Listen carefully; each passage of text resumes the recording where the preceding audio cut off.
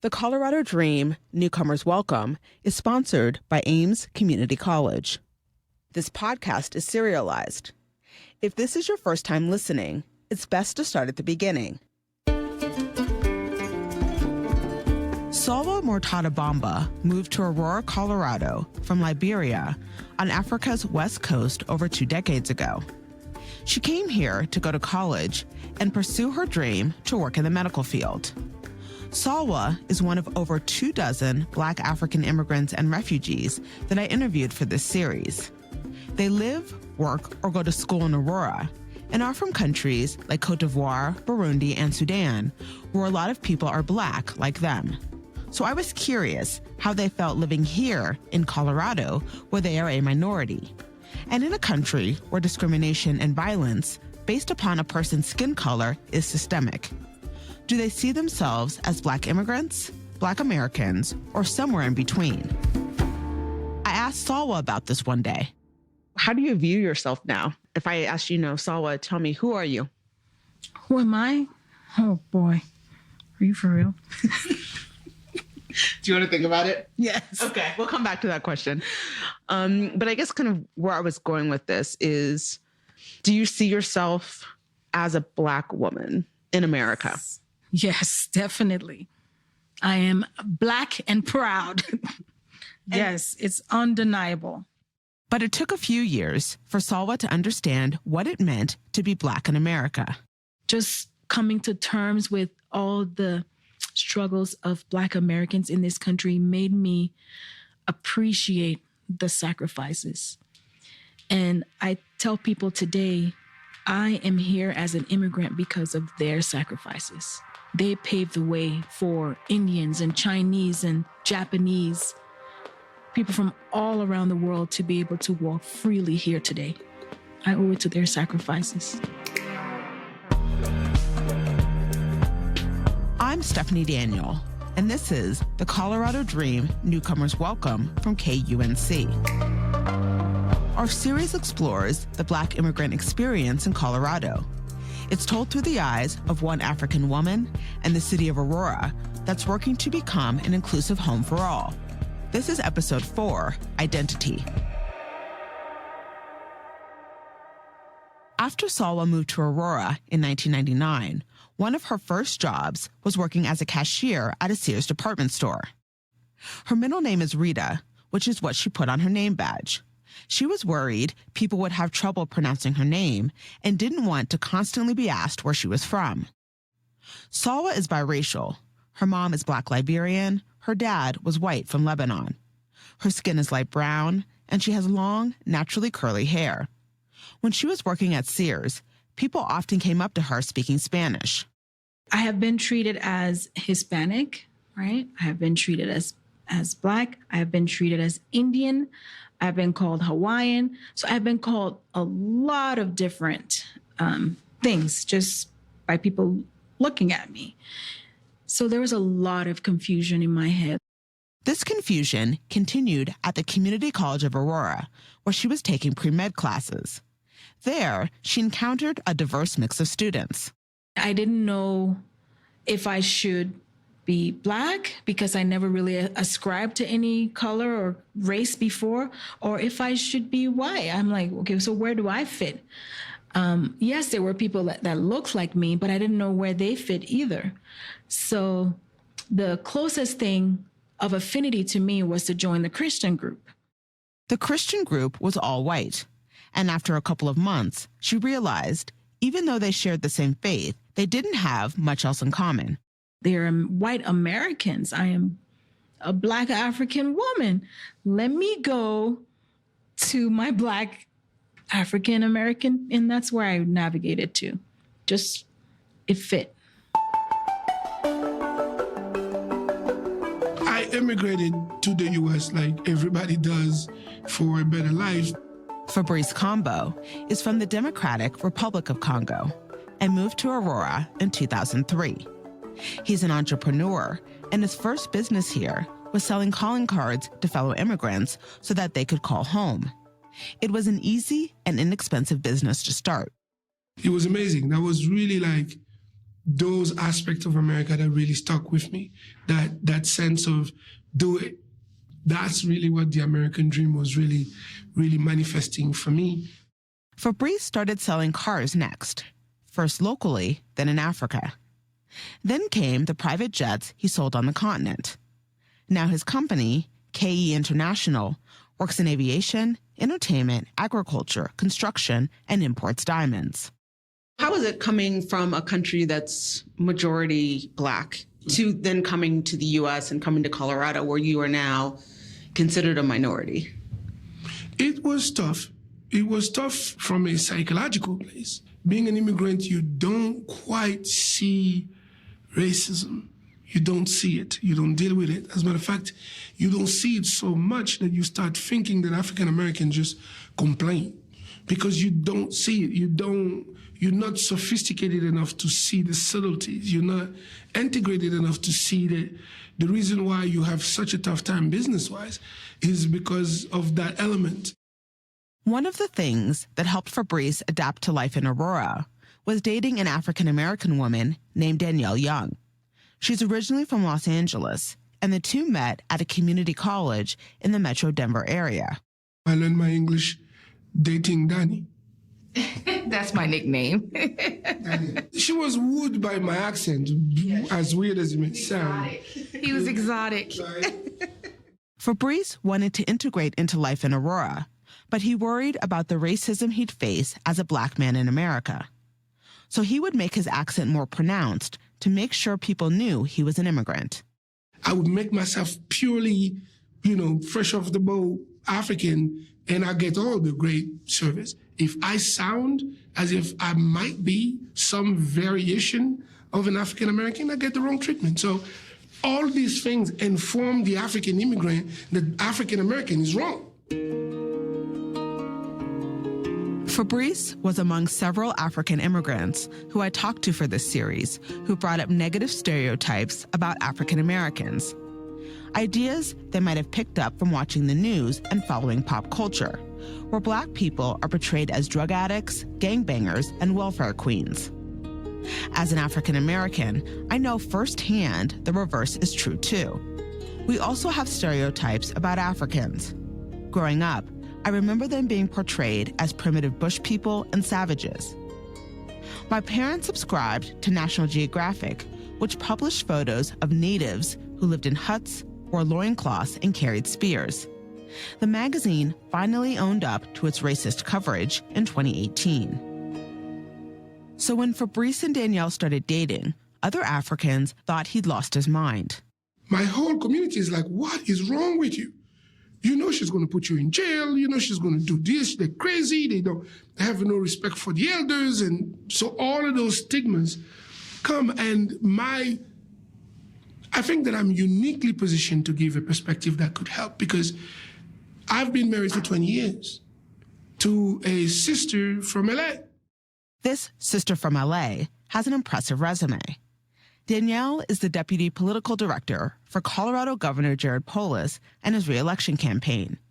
She is also the coalition building and advocacy consultant for the Village Exchange Center, the Aurora-based nonprofit that serves immigrant and refugee communities that we visited in previous episodes. My Black culture is strong, and my pride in my people here is strong. However, I always knew that there was something more than just the United States or America. Several years ago, Danielle's first cousin on her dad's side took a DNA test. Danielle's mom did too. She says both revealed Congolese ancestry. She's visited the Central African country twice with Fabrice. So it wasn't just him trying to assimilate to American culture. It was also me wanting to get to know, wanting to know the history and the family history. And the more I learned, the more I discovered that as a Black person, how much we lost, as a people. We all have been traumatized as Africans. And I think that that's the conversation of humility and love that we need to get back to. Danielle and Fabrice are raising 4 teenage sons in a diverse neighborhood in Aurora. I am an African with a big A. What we have at home are African/African Americans, right? How do you describe that? Either you extend it with all those nuances or you simplify it and say they're African. My kids are African. He would love to see African and African Americans come together in Aurora, especially around business. In African store, that is African with a big A. Mm-hmm. The minute you walk in, you go this way, you get greens, you go that way, you get pondu and cassava, and you go, do you see my point? You go this way, you get your hair product, you come back this way, you get your health stuff, and in that way, the culture follows the economics. Yes. The idea of fostering economic collaboration between Africans and African Americans is not new. Concepts like this have been around since at least the mid-19th century, and the writings of Black intellectuals like W.E.B. Du Bois. Pan-Africanism is a worldwide movement that calls for the unity of African people, whether they live on the continent, in the Americas, Caribbean, or Europe. The belief is that they share a common history and a common destiny. These ideas are a foundation for the Center for African and African American Studies at the University of Colorado Boulder. Professor Rayland Rabaka is the founder and director. I'm actually here to focus more on cooperation as opposed to conflict. I think that's the easiest thing in the world to do, is to talk about how divide and conquered Black people are, but to actually talk about the unification and the liberation of Black folk, both on the continent and in the diaspora, those of us off the continent. That's a very rare conversation to be happening today. The Pan-African movement, he says, challenges African Americans to learn about continental African history and their ancestry prior to slavery. African people have been around for about 27 million, 30 million years. So we have a long and proud history and culture that we need to connect. I mean, there's a reason we're calling ourselves African American, right? So we know a lot about the American part. What do we know about the African part? Then on the flip side, African Americans have created a unique culture that was born out of the horrors of enslavement, a triumph over tragedy, he says, that led to racial and social justice movements throughout the decades. They paved the way for Black people from around the world to come here to pursue the American dream, as well as inspired change in other countries. Some people don't realize how much the civil rights struggle and the Black Power movement and the Black women's liberation movement influenced Black resistance movements around the world, but especially on the African continent. The Center for African and African American Studies provides a space for Black people across the diaspora to learn about each other's cultures. We need to do some African studies. We need to do some African American studies. We need to do some Caribbean studies. Coming up, we'll hear how an African immigrant and his daughter are working to bridge the cultural divide within the Black community in Aurora. We are in these things we call journey. We are doing our part, and some of us got to do our part to better the life of our next generation. You're listening to The Colorado Dream.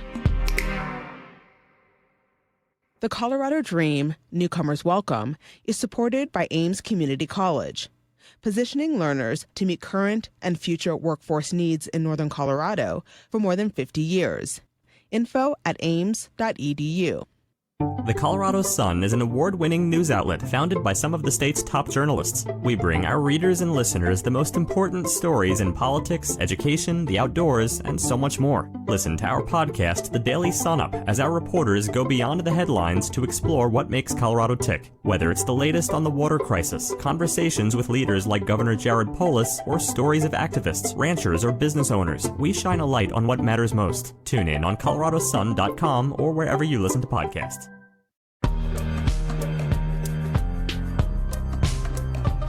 Papa Dia is from Senegal, West Africa, and he's lived in the Metro Denver area and now Aurora for 23 years. In April of 2022, I met him at his office for this interview. So why don't we just start at the top? Okay, very official.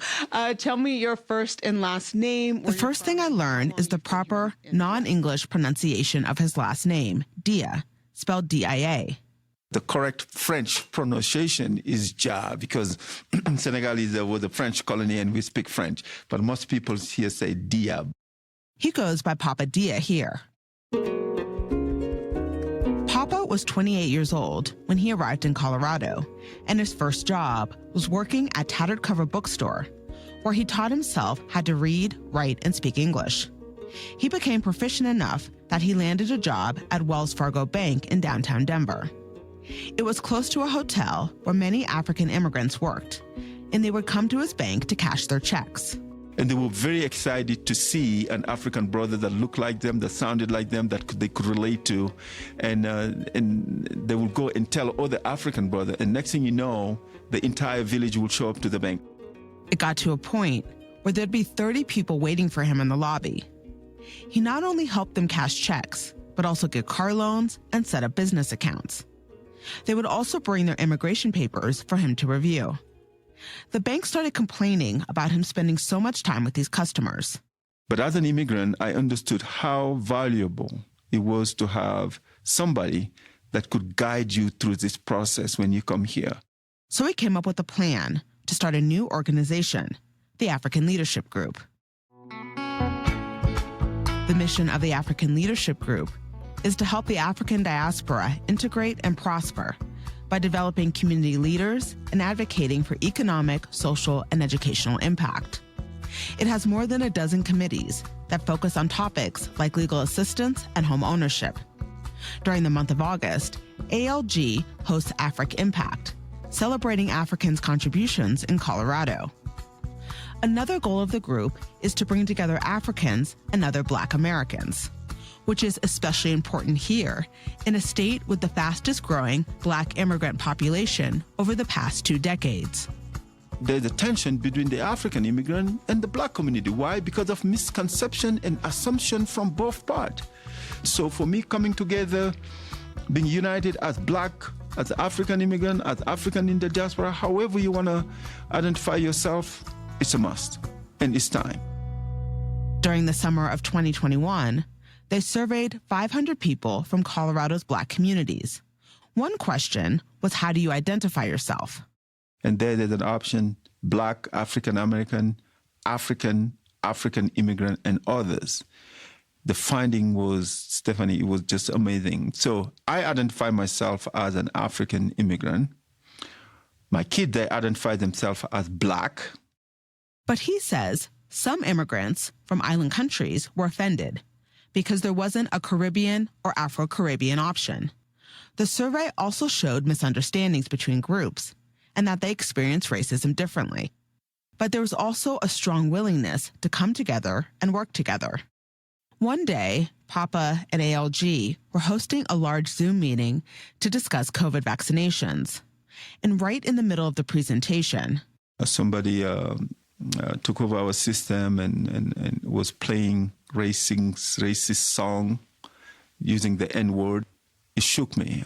That was my first time where I felt it deep inside of me that I was hurt. And I can relate now. For the longest time, I was never able to relate with my African-American brothers and sisters that have been through this for centuries. Now I can relate. Papa's oldest child, Miriam Dia, came in after the incident. When she learned what had happened, she burst into tears. Seeing him experience racism in that way, which I've never seen him experience, I was like, wow. Wow, I was really taken aback to that. And I realized the difference, because they don't experience it directly. But being in this country, you will experience it directly every single day. Miriam is 16, and she remembers back in elementary school, her classmates would say hateful things. They call you an African booty scratcher or just making fun of the way you smell because, African food has that strong smell and tends to override into your clothes.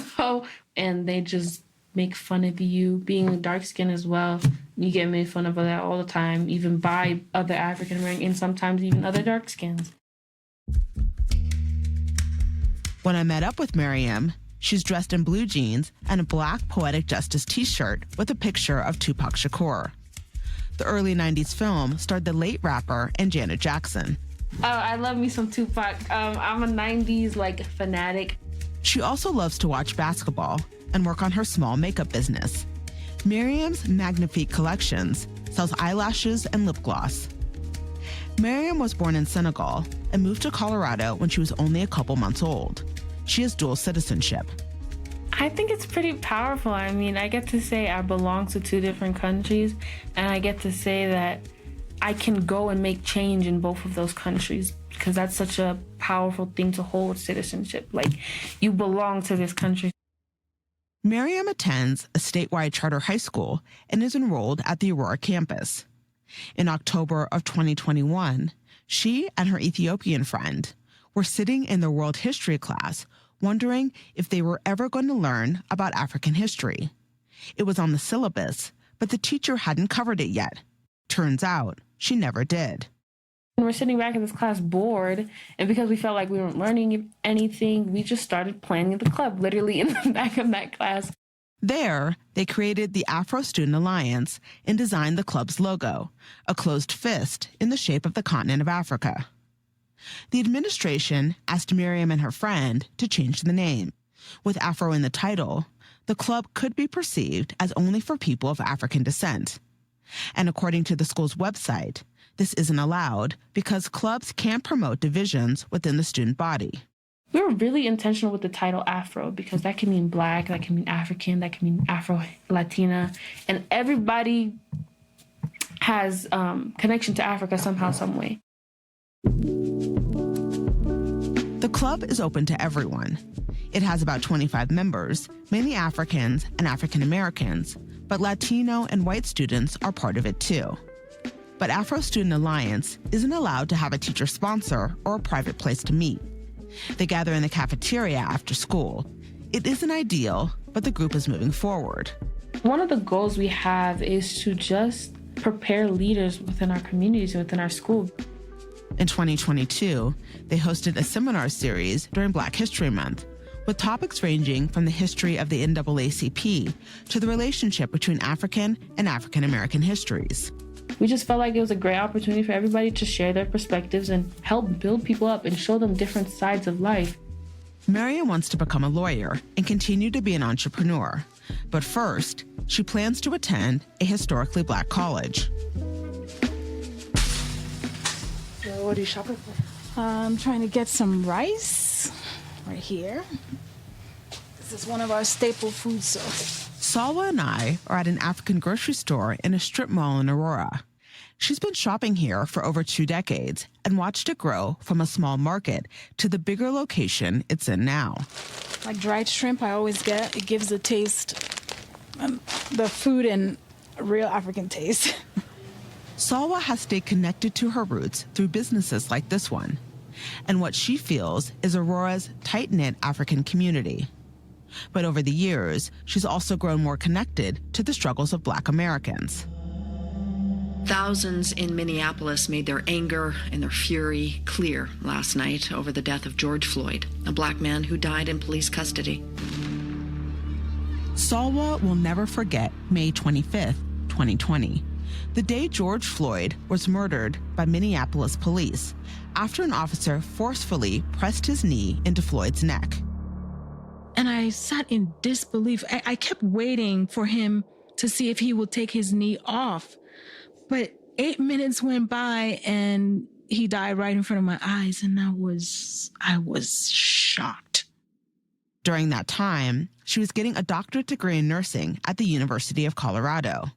And I remember the university had a day where they wanted all faculty, staff, supporters to go on campus and take a knee. So that sparked a fire in me. I'm like, yes, I'm going. Salwa had already identified as a Black American, but with the death of George Floyd, now she's ready to fight alongside them, to become a voice for change. On the final episode of the Colorado Dream Newcomers Welcome, we explore what stands in the way of the city of Aurora being a welcoming home for all immigrants. And Salwa achieves another big milestone. Wow, I never thought this day would come. That's next time on episode 5, Home.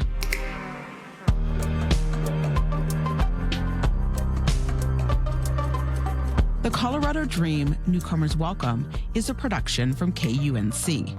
It was written and reported by me, Stephanie Daniel. Editing by Johanna Zorn. Fact-checking by Kat Jaffe, with additional help from Adam Reyes. This season's theme song was composed by Jason Patton, who also sound designed and mixed the episode. Additional audio is from NPR's Morning Edition. Ashley Jeffcoat is the digital editor. Special thanks to Chandra Thomas Whitfield, Robert Leja, Kyle Cunningham, and Kim Race. Sean Corcoran is KUNC's Executive News Director. Tammy Turwell is KUNC's President and CEO. To learn more about Salwa Mourtada Bamba and the city of Aurora, and to see photos of the people included in this episode and other extras, go to kunc.org/Colorado Dream or check out the show notes for a link.